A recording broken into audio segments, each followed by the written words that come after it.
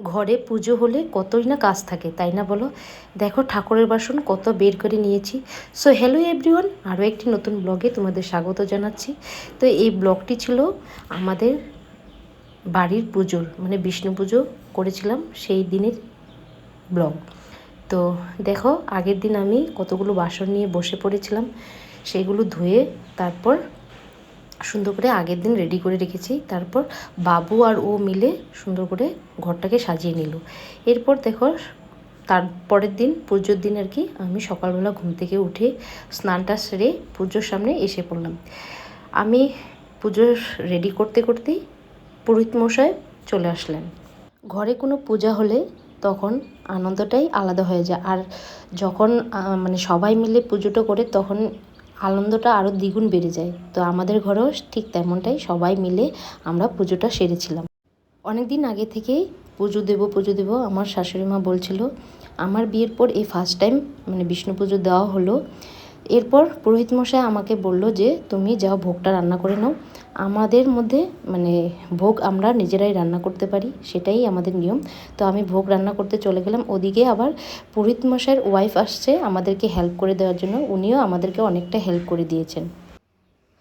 এদিকে তোমাদের সাথে কথা বলতে বলতে পুজো শুরু হয়ে গেল।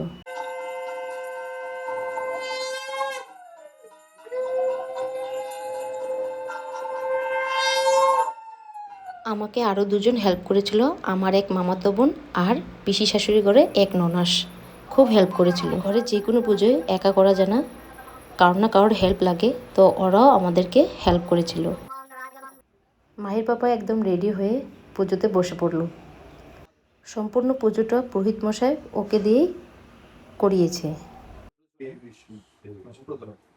ओम ब्रह्मवाणी सहस्राणि शिववाणी शतानि च विष्णु नाम सहस्रेण शिखाबंधन परमाहं करिष्ये प्रणाम करा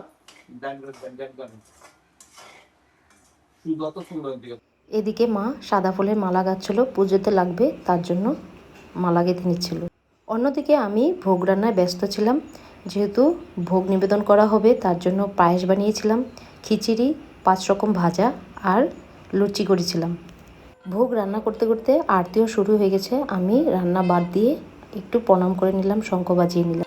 আর জানো তো আমি পুজোতে শঙ্খ বাজাতে, উলু দিতে খুবই ভালোবাসি, মানে কাশি ঘণ্টা সবটাই ভালোই পারি বাজাতে।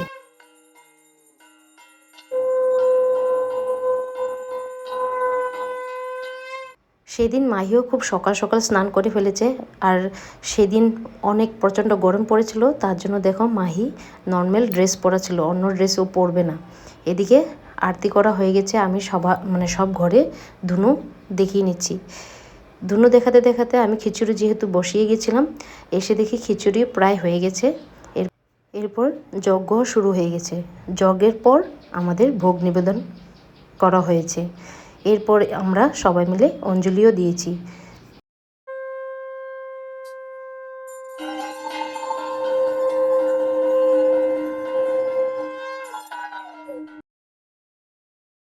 আর জানো তো ঘরে যখন যজ্ঞটা হলো এরপর থেকে মনে হচ্ছিল, মনটা হালকা লাগছিল, ঘরে একটা পজিটিভ ভাইবস দিচ্ছিল, মনটা এত শান্ত লাগছে যে আমাদের ঘরে বিষ্ণু পুজোটা খুব সুন্দরভাবে মানে হয়েছে। আর জানো তো যেদিন আমরা পুজোটা করেছিলাম সেই দিন ছিল গুরু পূর্ণিমা, দিনটাও খুব ভালো ছিল। তো এখন যজ্ঞ শেষ, এরপর ভোগ নিবেদন করা হলো। ভোগ নিবেদন করার পর আমরা সবাই মিলে অঞ্জলি দিয়ে নিলাম। ঘরে প্রত্যেকটা সদস্যই অঞ্জলি দিয়েছি, আর সাথে দেখো মাহিও আমাদের সাথে অঞ্জলি দেবে। পুজো শেষ করার পর আমরা সবাই প্রসাদ নিলাম। প্রসাদ নেওয়ার পর বিকেল 4টার থেকে আবার কীর্তন ছিল। তো কীর্তন করার জন্য পাড়ার জেঠিমা, কাকিমা, দিদা যারাই ছিল ওনারা এসে গেল।